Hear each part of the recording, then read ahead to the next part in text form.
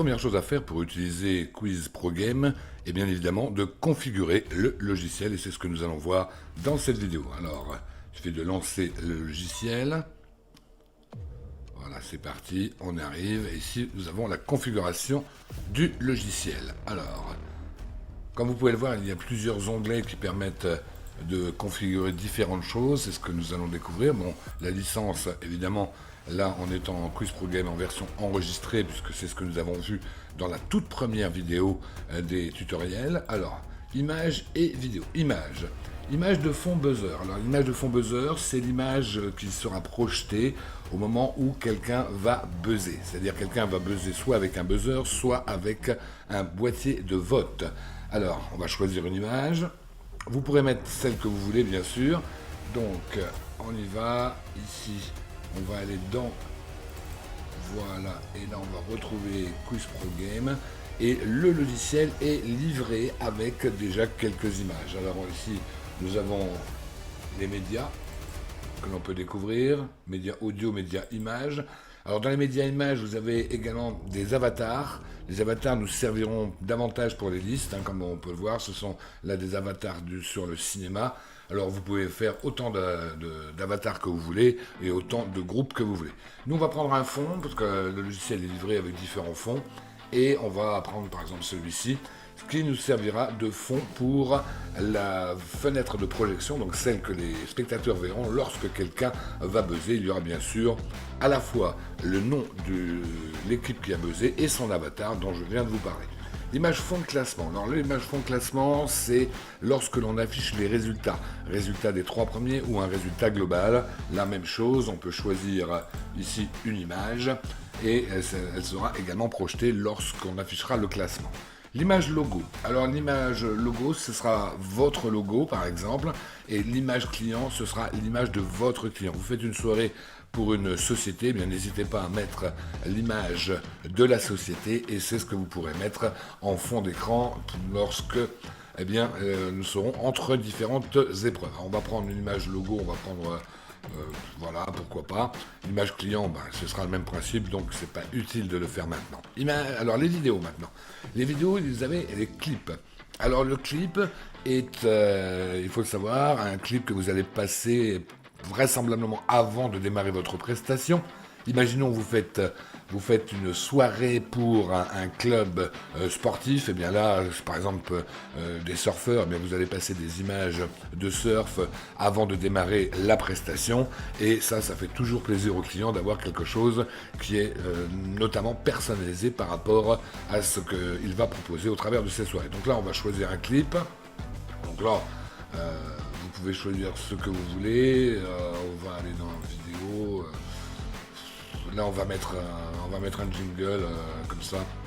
Voilà. Mais si on travaille pour une banque, on peut mettre un jingle avec un coffre-fort. Les lights. Vous allez pouvoir choisir votre logiciel de lumière. Il y a 3 logiciels qui sont compatibles avec Quiz Pro Game, à savoir Sweetlight, Sunlight et Dustlight. Alors, mon préféré, c'est Sweetlight, donc on va le prendre. Je vous expliquerai après pourquoi c'est mon préféré et je vais vous le dire tout de suite. C'est parce que dans Sweetlight, nous pouvons créer des boutons et ces boutons portent un nom. Et c'est ce nom que nous allons mettre ici. Alors pour vous faire une petite démonstration, on va mettre ici le logiciel Sweetlight. Et vous voyez par exemple ici, bien nous avons tous les boutons qui ont été créés. Alors là nous sommes dans Light Buzzer, et bien vous voyez là on a ici Light Buzzer par exemple. Alors si on fait renommer le bouton juste pour récupérer le nom que l'on y a mis, parce qu'il faut absolument que ce soit exactement la même chose. Voilà, ici on va mettre, comme on peut le voir, Light Buzzer. Alors petite information, lorsque vous êtes à l'accueil, vous voyez immédiatement Sweetlight, puisque je l'ai choisi, se met en route. Si j'appuie là, ça établit la connexion avec Sweetlight. Donc là, ce qu'on va faire, on va se mettre par exemple là-dessus. N'oubliez pas qu'on a mis Light Buzzer dans notre configuration. Ici, Light Buzzer, si je fais tester, eh bien immédiatement, vous voyez, Sweetlight enclenche la séquence Light Buzzer. Voilà, donc vous pourrez le faire ici pour les listes auto, c'est-à-dire les listes d'ambiance musicale avant une prestation. La lumière du plateau, c'est une lumière que vous pourrez rappeler quand vous le souhaitez et qui est une lumière générale. Là, ici, à chaque fois qu'on va faire plus ou moins dans le logiciel, on peut également avoir une lumière. Et la lumière du clip, eh c'est la lumière du clip que nous avons sélectionné ici même. Dans le divers, là il y a des choses importantes, vous pouvez choisir votre carte son, vous pouvez avoir jusqu'à une dizaine de cartes son et choisir celle que vous voulez. Dans la gestion des points, dans le cours du jeu, vous allez soit retirer des points pour une mauvaise réponse, ou ne pas retirer des points. C'est-à-dire que si par exemple vous avez ce qu'on appelle nous les fans de jeu du buzzer, c'est-à-dire ceux qui buzzent à tout va alors qu'ils n'ont même pas la bonne réponse, ça peut être intéressant de retirer des points, ça les calme un petit peu. Ensuite, réglage du classement, nom ou lettre, c'est la même chose, lorsque vous allez afficher votre classement, vous pourrez aussi avoir une lumière qui accompagnera ce classement. Vous pouvez également avoir un son du classement, c'est-à-dire une musique durant le classement, c'est-à-dire que pendant que vous affichez le classement, il y a une musique, et vous avez également une musique pour la fin du classement. Voilà, ça c'est des choses importantes, ça c'est le nombre de points à ajouter ou à retirer avec les boutons plus et moins. Nous les verrons d'ailleurs ces boutons plus et moins lorsque nous aborderons le jeu en soi, donc ça peut être 5 points, c'est une base, vous pouvez mettre ce que vous voulez, vous pouvez mettre 1 point si vous le voulez, mais à chaque fois que vous appuierez sur plus dans les épreuves, ça va incrémenter la valeur des points que l'on a à ajouter ou à retirer. Ici, là on a mis 5, par exemple si vous avez mis 1, lorsque vous allez dans l'épreuve, vous mettez 1, et puis vous faites plus, ça passera à 2, ensuite à 3, etc.